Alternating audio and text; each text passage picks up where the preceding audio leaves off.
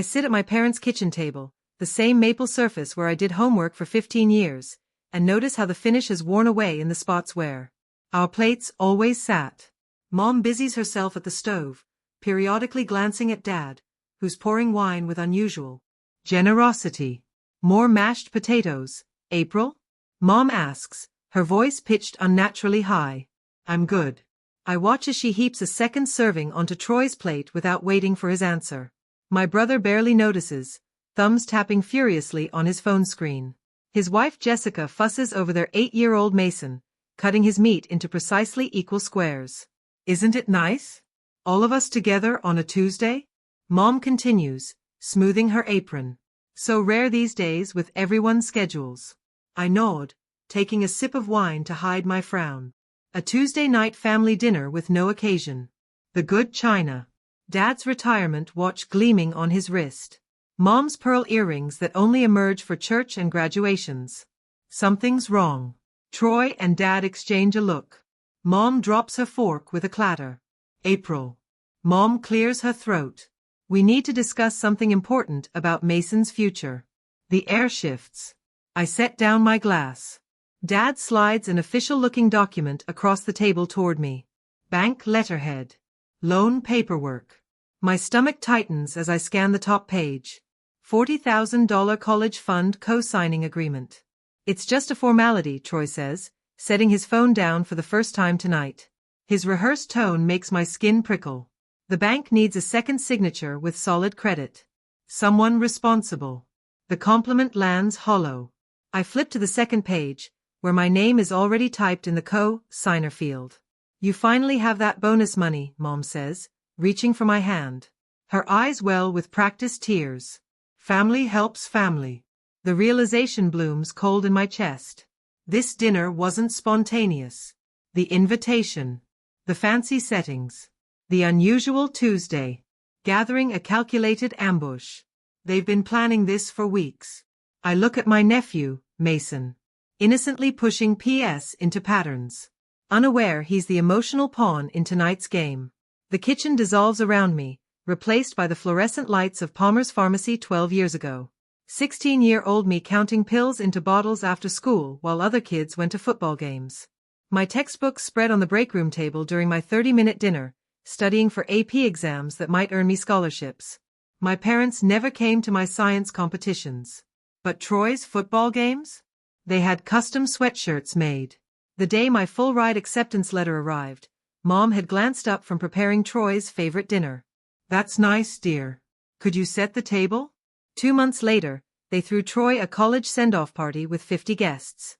I celebrated my scholarship alone with a single cupcake bought from the bakery where I'd picked up summer shifts. The interest rate is reasonable, Dad says now, tapping the paper with his index finger, pulling me back to the present. And Mason's future depends on this foundation. My throat tightens. I need time to think about this. Troy's jaw clenches. The bank appointment is already scheduled for Thursday. Thursday. My voice rises. That's 2 days from now. After everything we've done for you, Mom interjects, dabbing at her eyes with a napkin. I nearly laugh. What exactly had they done? I paid my way through college with scholarships and part-time jobs. $60,000 in student loans that I finally paid off last month. No co-signers on those papers. Dad leans forward, his voice dropping to that commanding tone he used when I stayed out past curfew. This is what family does, April. Excuse me, I mutter, pushing back from the table. Bathroom. I lock the door behind me, grip the cool edge of the sink, and splash water on my face. In the mirror, my grandmother's eyes stare back at me, Gran, who raised 3 kids alone after Grandpa died, who taught me to stand tall when it felt easier to shrink. Your life belongs to you first. She used to whisper when I'd cry about Troy getting the bigger bedroom, the newer bike, the louder praise. My hands tremble as I dry my face. They expect me to walk back in there and sign away my financial future for a nephew whose college fund should have been started by his parents years ago, for a brother who's never once helped me, for parents who see me as the reliable backup plan. I straighten my shoulders, my grandmother's strength flowing into my spine. Thursday's bank appointment is already in their calendar. But my answer doesn't have to be the one they've scheduled. Have you ever been ambushed by family expecting your financial support? That moment when you realize the casual dinner invitation was actually a carefully orchestrated trap? Share your experience in the comments below. The next morning, the morning sun slants through my apartment blinds as I stare at my laptop screen, coffee forgotten beside me. My fingers hover over the keyboard, frozen by what I'm seeing. Account access, 6:42 p.m. Tuesday. The company benefits portal logs every login. Yesterday, hours before the casual family dinner, someone viewed my bonus details from an IP address I don't recognize. I pick up my phone, scrolling to a contact I rarely use. 3 rings. Accounting department. Sylvia speaking. Hi. Sylvia. It's April Donovan. Quick question, does Kathy Moore's daughter still work in IT? A pause. Lisa? Yes, but what's this about? The pieces click together like a puzzle I never wanted to solve. Lisa Moore, my mother's best friend's daughter, the woman who sends mom birthday cards every year. Who works in IT security. Just checking. Thanks. I hang up before she can ask more questions. My bank statement shows it clearly. $15,200 deposited last Friday. The exact amount Mom mentioned at dinner, down to the dollar. They knew precisely what I had. My phone buzzes. Troy again, his 5th call since I walked out last night. I let it ring through to voicemail, then open my text messages. I scroll back weeks, finding the group chat I muted long ago. Troy. She just got her bonus. Mom confirmed amount. Dinner strategy still on for Tuesday? Dad. Confirmed. Your mother's making her favorite meal. Troy. Perfect. She won't see it coming. My stomach twists as if someone punched me. I slam the laptop closed and cross to my closet, dragging out the old cardboard box I've moved with me to every apartment since college. Inside, beneath yearbooks and school certificates, I find my childhood diary with a broken lock. May 15th. Mom and Dad bought Troy a car for graduation. They gave me a card with $50. The 3rd of September, missed my science competition because Troy had a scrimmage. Dad said, there'll be other competitions. The 25th of December. Troy got the new computer. I got clothes for school. Page after page of documented favoritism, written in increasingly smaller handwriting, as if I was trying to make my complaints take up less space just like I always did at home. At the bottom of the box lies a folder of loan documents. My name alone on every page. No co-signers. No parental support. My phone rings again. Troy. What? I snap, answering against my better judgment. You need to stop being difficult, he says, skipping hello. Mom's been crying all morning. I'm not signing those papers. Family helps family, April. What would Gran say if she saw you being so selfish? The mention of my grandmother makes my blood boil. Don't you dare use Gran against me. She taught me to stand on my own feet, something you never learned. Look, Mason needs this. It's his future. Why can't you or Mom and Dad co-sign? Why me? His pause tells me everything. Because your credit score is better, he finally admits. Dad's retirement affected their score, and Jessica and I have the house mortgage. So I'm the backup plan. You're being dramatic. Dad says you're embarrassing the family. People at church are asking questions. My doorbell rings. I peer through the peephole to see Jessica standing there, perfectly styled as always. I have to go, I mutter, hanging up. Before I can decide whether to open the door, my phone chimes with a work email. From Janice in HR. Is everything all right? I received a concerning call from a relative of yours about your difficult time. I nearly dropped the phone. They're calling my workplace now? The doorbell rings again, more insistent. However, I don't answer, and prepare for work, as I had a meeting later that morning. At work later, Margaret from the research lab drops into the chair beside my desk. At 62, she's seen it all. Her salt and pepper curls framing a face that doesn't suffer fools. You look like you haven't slept, she says, pushing a coffee toward me. Family troubles? I hesitate. How did you know? Your brother called the front desk asking about you. Something about a family emergency. She leans closer. I told reception you were in a meeting all day. Thanks, I whisper, relief washing over me. It's complicated. Family usually is. Margaret's eyes narrow. My sister tried the same thing when our father died. Wanted me to mortgage my house to save hers. She points a finger at me.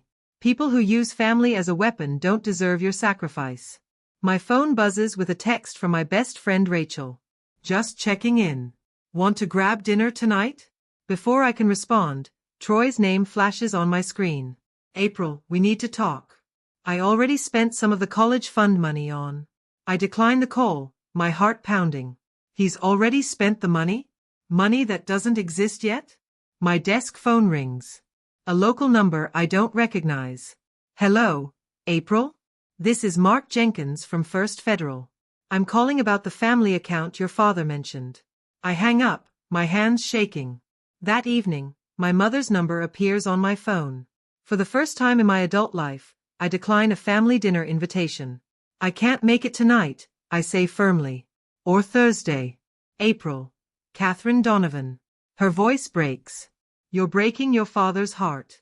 I end the call and notice something strange. My hands have stopped trembling. The next morning, Troy appears in the lobby of my building. Voice echoing through the atrium. I need to see my sister. It's a family emergency. My coworkers watch as I meet him at the security desk. You need to leave, I tell him. Loud enough for everyone to hear. Not until you agree to sign those papers, he hisses. No. The word feels foreign but powerful on my tongue. The answer is no.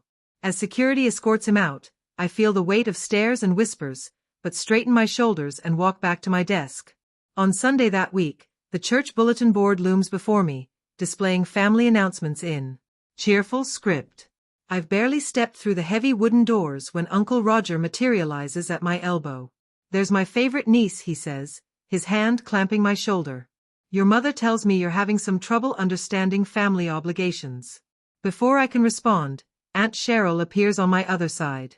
Mason is such a bright boy. Shame if his potential went to waste because of pride. Their coordinated attack continues through coffee hour. Relatives appearing with rehearsed arguments whenever I try to escape. Pastor Williams even corners me beside the hymnal shelf. The good book tells us family comes first, April. Your parents have prayed about this matter extensively. My stomach knots. Prayers about my bank account. How convenient. Monday morning brings a crisp white envelope in my mailbox. No return address. Inside, a single line typed in bold. Ungrateful daughters burn in hell. The paper trembles in my hand.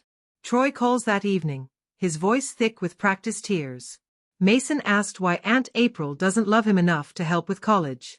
My 8-year-old nephew, suddenly concerned about higher education financing. At Hannaford's, on Tuesday, Mrs. Peterson, who's known me since kindergarten, studies the contents of my shopping cart and sniffs. Some people remember where they came from, she mutters, loud enough for other shoppers to hear. The final straw comes Wednesday, when Dad appears at my workplace reception desk. His retirement watch gleaming under fluorescent lights. Need to speak with my daughter. He tells the receptionist with the authoritative tone that once sent me scurrying to my room. Family emergency.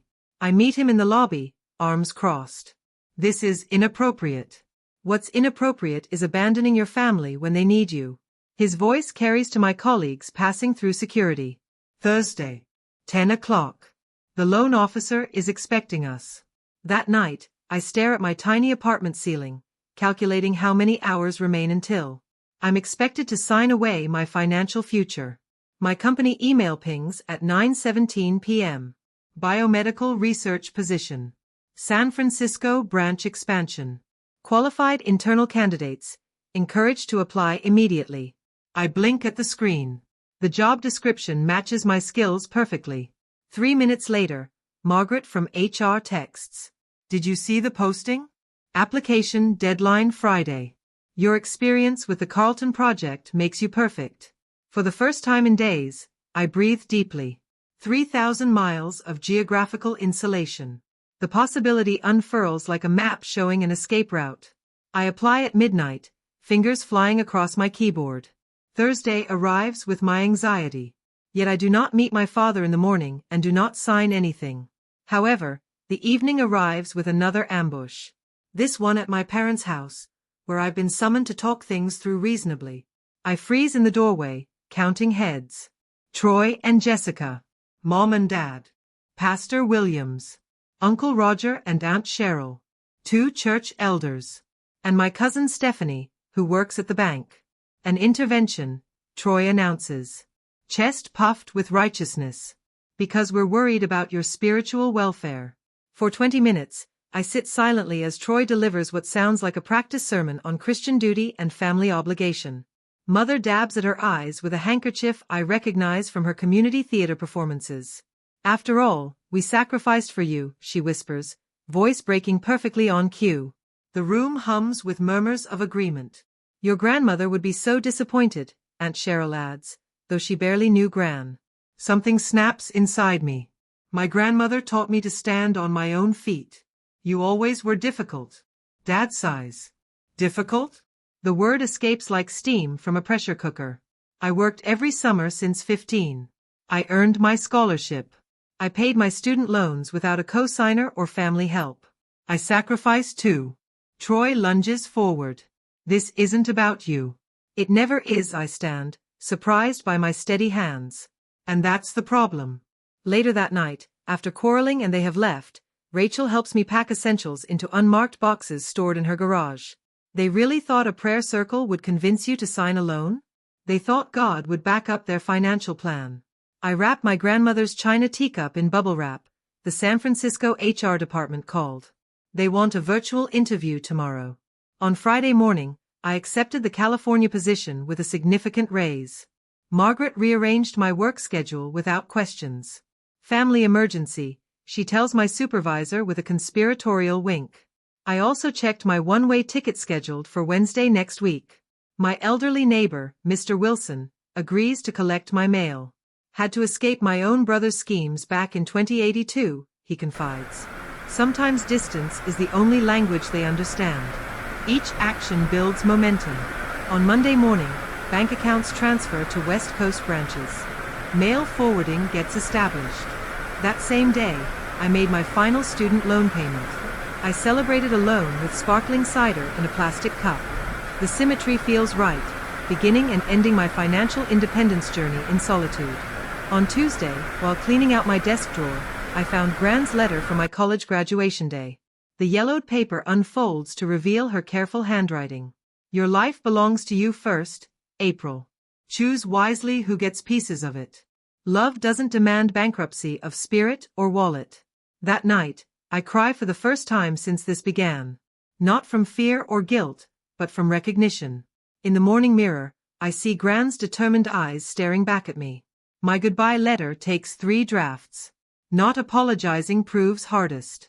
I place it in an envelope addressed to my parents, leaving it on my kitchen counter next to a check for $500 toward Mason's future.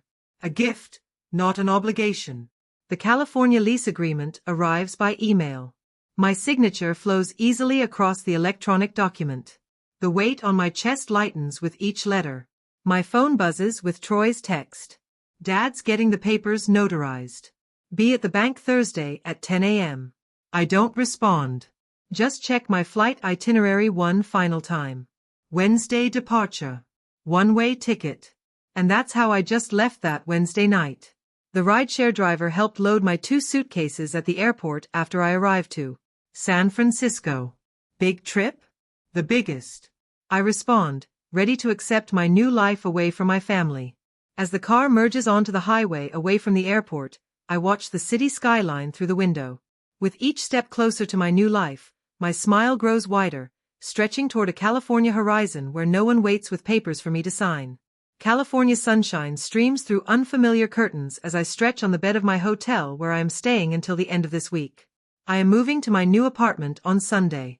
My phone remains deliberately off, sitting on the nightstand like a dormant bomb. Right now, my family is assembling at First Boston National Bank, checking watches and growing. Increasingly irritated by my absence. My meticulous planning led to this moment. I think back to the family Sunday dinners I attended, with practiced smiles. The careful way I responded to Troy's persistent questions about the loan, with vague phrases. Like, I'm still looking into it, and the timing isn't ideal right now. I remember how my family forced me, especially my father. The appointment's confirmed for Thursday. At 10, you'll be there. Not a question, a command. I nodded non-committally while loading the dishwasher, buying precious time as my escape plan solidified.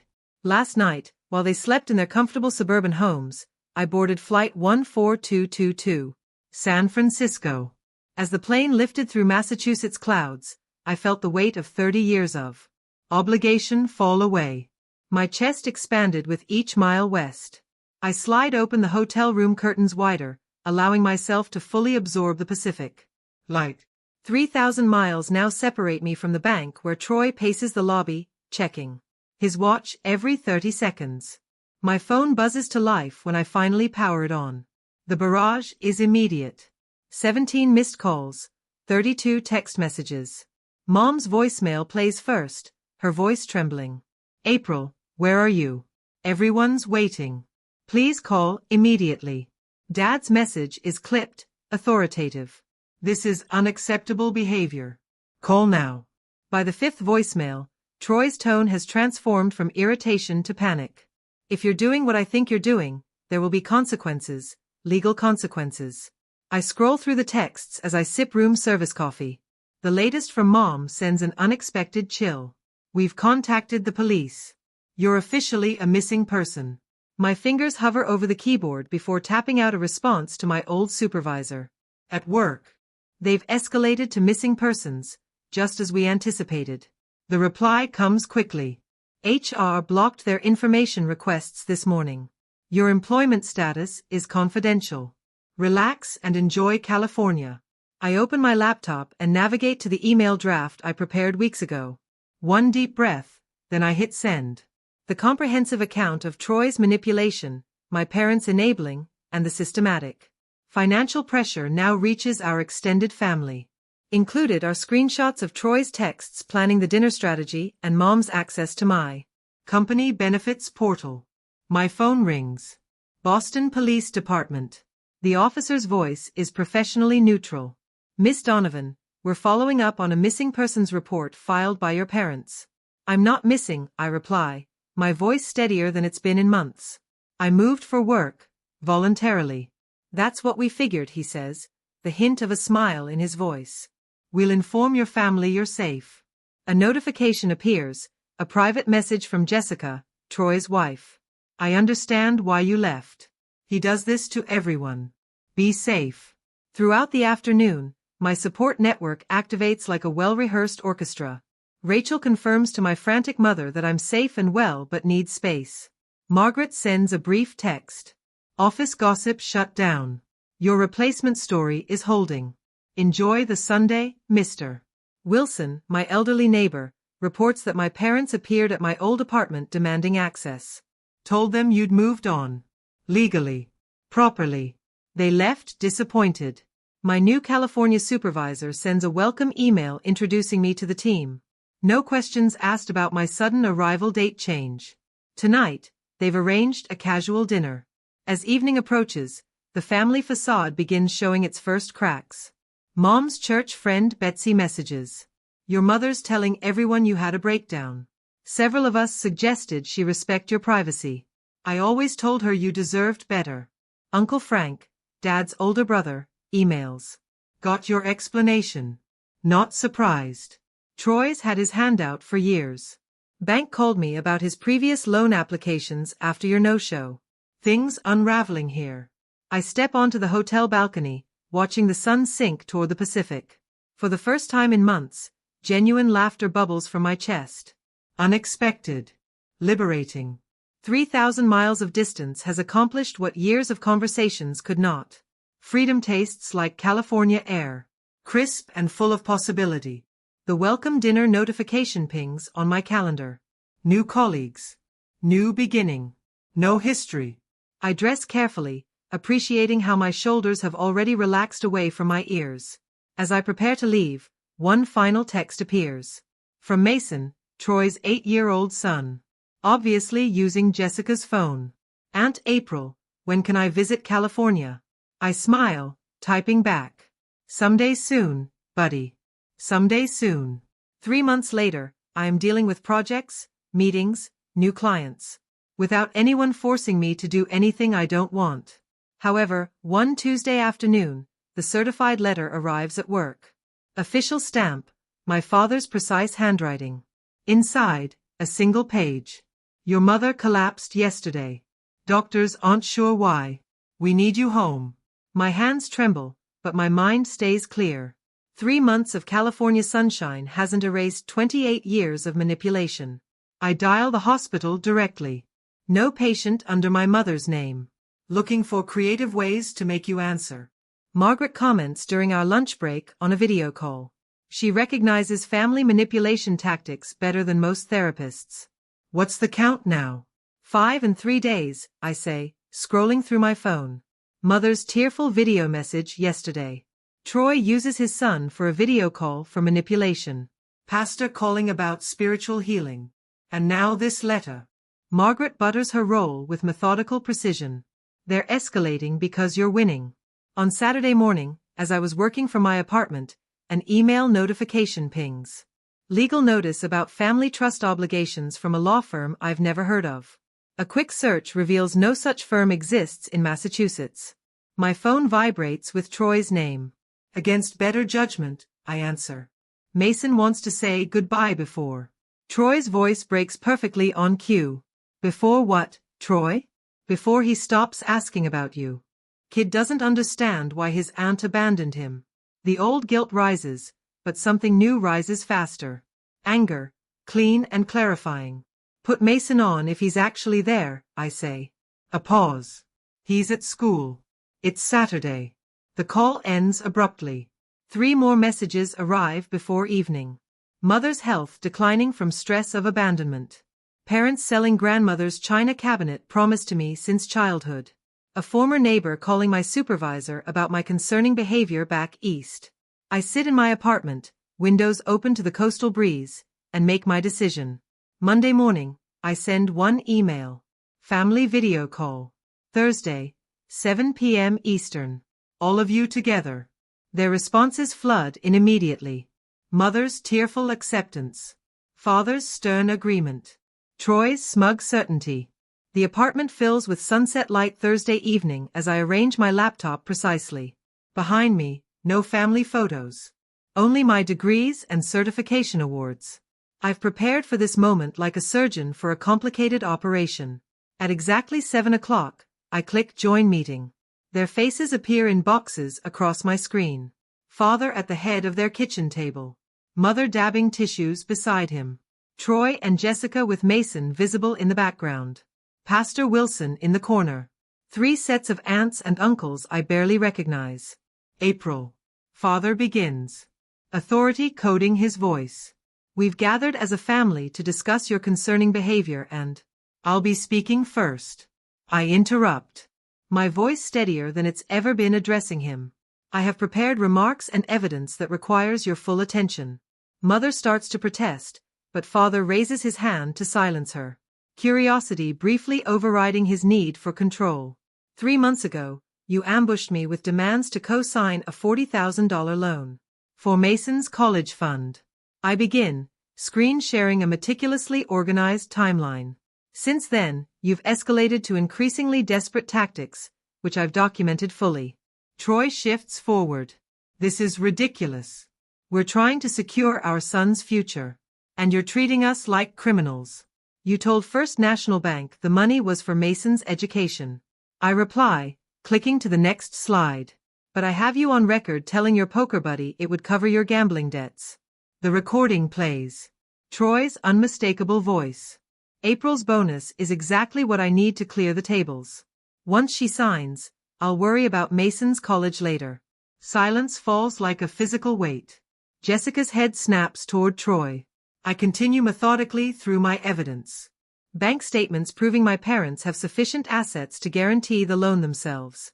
My student loan history versus Troy's fully funded education. Childhood diary entries documenting systematic favoritism. But perhaps most compelling, I say, clicking forward, is this analysis showing that this pattern has repeated throughout our lives. Troy receives. I provide. From bedrooms to birthdays to college tuition. Father's face has turned to stone. Mother's tears have stopped, replaced by something harder.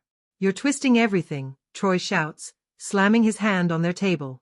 This is what families do. They help each other. Like you helped me with my student loans? I ask. Like you helped when I needed a co-signer for my first apartment? The assistance has only ever flowed one direction. Aunt Meredith speaks up from her square. Robert, is this true? That April paid her own way through college while you covered Troy's expenses? Father can't meet her eyes.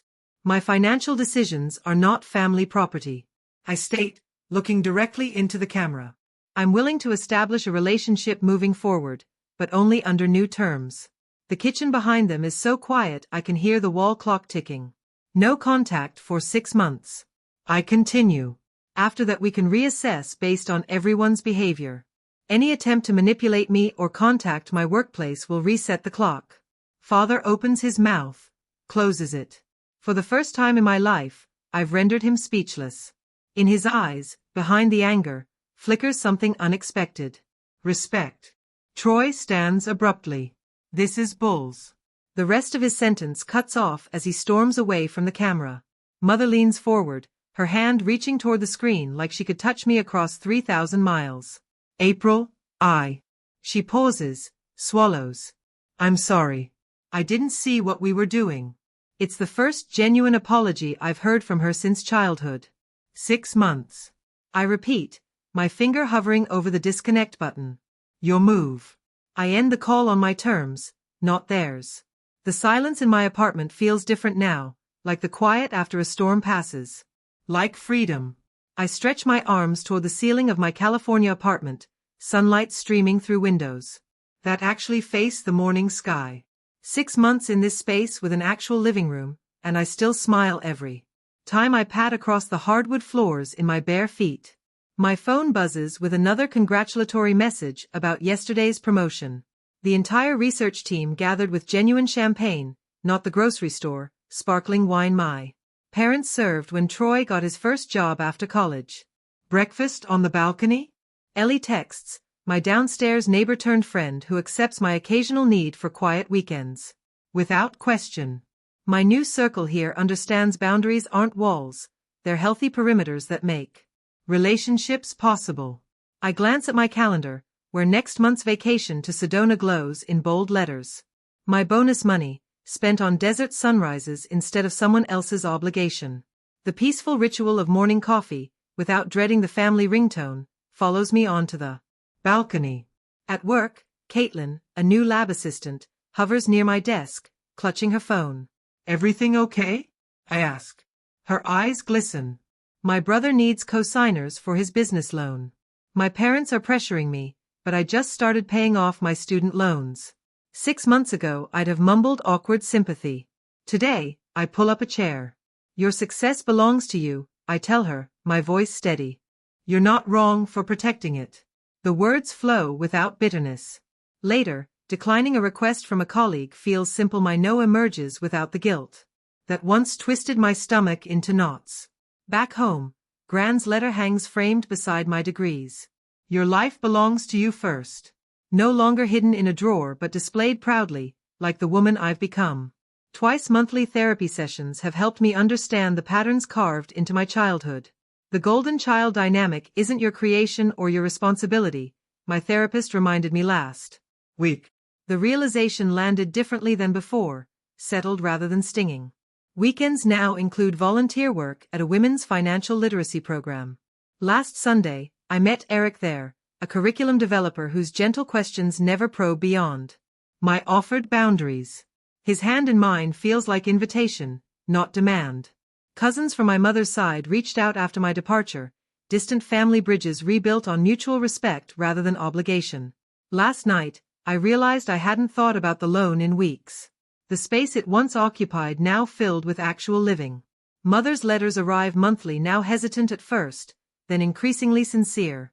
I never considered how differently we treated you and Troy, she wrote recently. Dad's stubborn silence has softened to brief text messages about weather and baseball scores, small steps across a wide gulf. From Rachel, News that Troy faces foreclosure without my financial safety net. Jessica brought Mason to visit last month without telling Troy her quiet rebellion against years of enabling his demands. Thanksgiving approaches, and my dining table will host the family I've chosen, Ellie, co-workers, neighbors who've become friends. Margaret visits next week during her retirement celebration trip. Rachel flies in Thursday, already planning her toast to the woman who chose herself.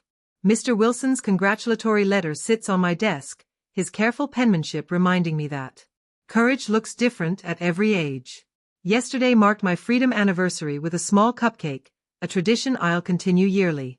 This morning, I opened a savings account specifically for Mason's education, my terms, my choice. The note I'll give him on his 16th birthday already drafted. Your future is yours to build, but support should come freely. Bye. I close my laptop on today's completed project, carrying my tea to the balcony. The Pacific stretches before me, vast and glittering. Standing with arms outstretched, face warmed by sunset, I finally understand freedom isn't the absence of family but the presence of choice. Have you ever had to set firm boundaries with family? How did they respond when they realized you wouldn't back down?